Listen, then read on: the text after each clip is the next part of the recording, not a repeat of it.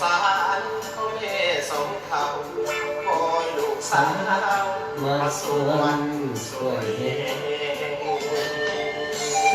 มึงกองเนี่ยมึงกองเนี่ยมึงกองเนี่ย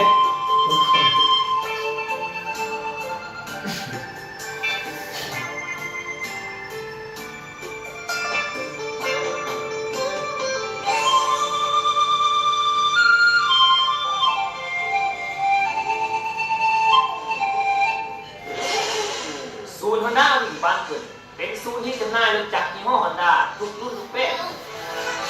ด้วยราคาที่ สบายดี ว่าถ้าจะจ่ายสดหรือจ่ายผ่อนยาวน้อยหรือใหญ่ เงินเบื้องหลังเนอะ สามารถเลือกซื้อได้ เศร้าจะสมัย พิเศษทางงานของเพิ่ จริ น งมัน ยังมีการรับประกันราคาขายเดิม เป็นรายการ 1 ปี6 เดือนหรือ 18,000 กิโลเมตรซื้อรถจักรยี่ห้อฮอนด้าทุกรุ่นมือนี้แถมฟรีไปเลยเสื้อกันลมหมวกกันกระทบกางฝารถน้ำมันเครื่อง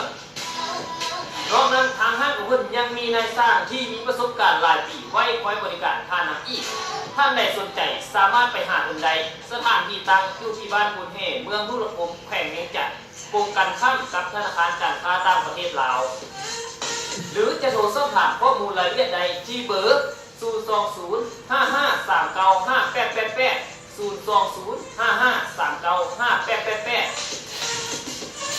จะได้รถจักรอีกที่มีคุณภาพไปได้ที่ศูนย์ฮอนด้าดิ่งบ้านเกิดเท่านั้นเสียงดุ่มคำคอยคำสองเท่าตายายละบายใส่ผัว เจ้าท่านผู้ฟังกลับมาสนุกกันไปแล้วเนาะสำหรับผลงานเสียงเพลงนวลจากทางรายการของพวกเราตอนฝากเป็นในใจแก้ประทานเนาะที่กำลังทำฟังรายการอยู่ในปัจจุบันนี้ฟังรู้สึกใกล้ๆกำลังที่รายงานอยู่หรือว่ากำลังพักผ่อนอยู่ก็ตามแต่ขอให้ทุกคนนั้นมีแต่ความสุขและก็โชคดีตลอดไป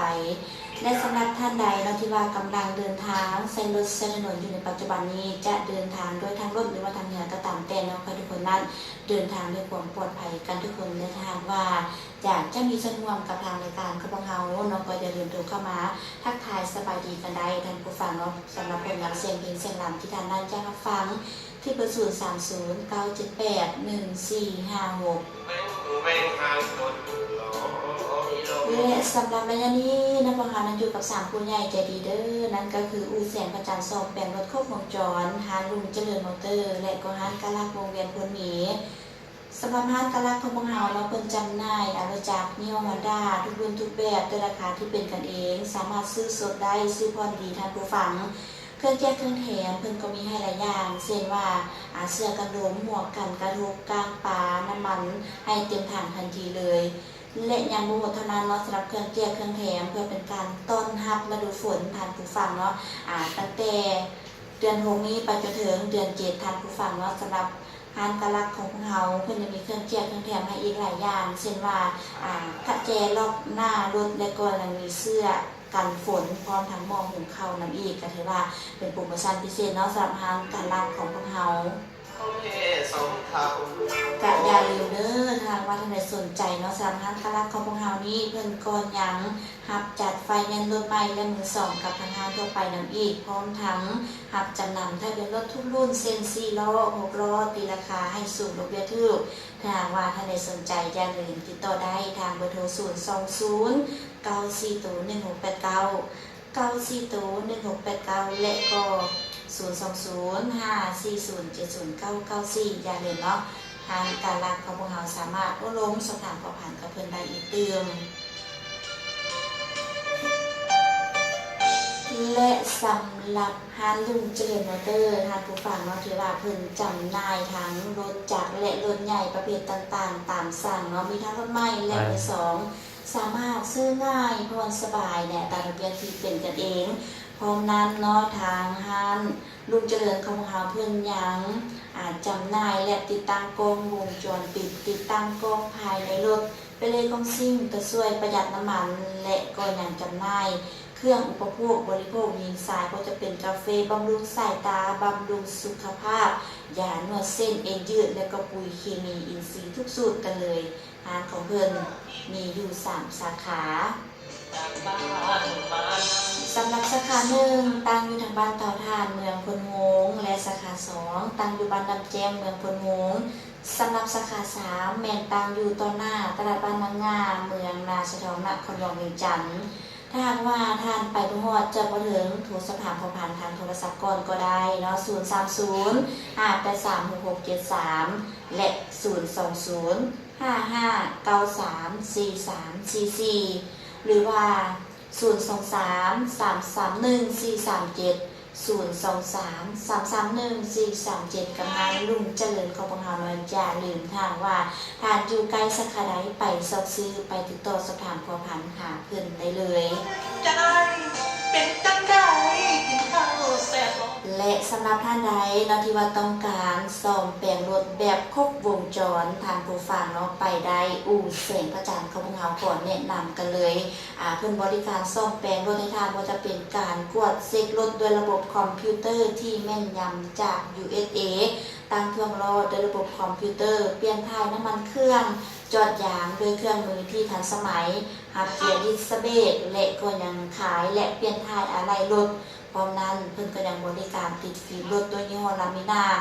และบริการซ่อมแปลงให้ถึงนอกสถานที่มากหลายอันนี้ท่านผู้ฟังเนาะ หลายคนก็คือสิมักท่านผู้ฟังโดยเฉพาะก็เป็นผู้ที่ขับขี่รถแล้วก็มีปัญหาติดขัดอยู่ตามเส้นทางต่างๆเลยเนาะจดเบอร์โทรเพิ่นไว้ท่านผู้ฟังมาสำหรับอู่แสงพระจันทร์ของเรามีเบอร์โทรเพิ่นไว้อุ่นใจรถเปย์อยู่ทางใดทุกหาเพิ่นโลดแล้วเพิ่นมีนายสร้างที่มีประสบการณ์หลายปีไปซ่อมแปลงให้ทานถึงที่ถึงบ่อนและนอกจากที่ว่าเพิ่นจะบริการซ่อมแปลงรถแล้วเนาะเพิ่นก็ยังจำหน่ายแท่งสร้างท่อเสาและก็ถึงบล็อกนำอีกสำหรับอู่แสงพระจันทร์ของเราตั้งอยู่บ่ไกลทางผู้ฟังกะแม่นตั้งอยู่ทางบ้านเมืองเก่าเมืองเวียงคำแขวงเวียงจันทน์ ให้โหงงาน ซึ่งว่าตั้งอยู่ใกล้กับส้นขัววงเวียนข้ามน้ำเนื่องเมืองเก่าปากกะยูงห่างจากวงเวียนนั้นประมาณ3 เมตร เงินเดือน และหากว่าท่านไปแต่ทางพ้นหมีหาเมืองเก่านาคืออันนี้เนาะจะอยู่ทางเบื้องซ้ายมือสอบถามผู้พันทางโทรศัพท์ได้ท่านผู้ฟังเนาะที่เบอร์020 97 77 4406 97774406 เนาะอย่าลืมเด้อสำหรับอู่แสงพระจันทร์ของเราที่ทอดสถานผู้พันหาคนใดทางว่าท่านใดสนใจเนาะ แค่นี้ขัน และตอนนี้พวกเรามี2พนักงานแซงเป็นม่วนๆที่วิทย์รายการเพิ่นแนะนำเข้ามาทางสายหลังใหม่เนาะเพิ่นว่าผลงานเสียงเพลงนี้คิดฮอดซ้ำเหนือนอกจากมีรายการที่ทางเมืองทุรคมเพิ่นแนะนำกันเข้ามามอบให้กับทุกแสงทุกสายที่ติดตามรับฟังรายการพิเศษว่าขอฝากไปเพิ่นเด้อทางวังเวียงให้กับลูกๆหลานๆของเพิ่นที่ทางวังเวียงเพิ่นได้ว่าซั่นและอีกหนึ่งผลงานเสียงเพลงทางผู้ฟังเราจะมาฟังผลงานเสียงเพลงเถียงเมียบ่คือเถียงนาว่าซั่นแล้วบ่ได้คือเถียงเมียได้ยกมือขึ้นเนาะ คือสิมีหลายคนนะมีรายการที่ทางทาราแหละจ้ะน้อยทางทาราเรานำเข้ามามอบให้กับทุกสิ่งทุกสายส่งนะเสียงเพลงม่วนๆพวกเราไปติดตามรับฟังกันก่อนหลังไม้อย่างทักทายกันได้คือเก้าเด้อ030 978 1456 เจ้าจงเอาที่เบ่งมาอยู่ในห้องงานด้วยความหวังตั้งเป็นห่วงหัว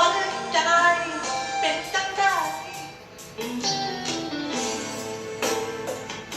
เกมยังไงที่ทำงานมึงหาเรื่องเรียกเหรอ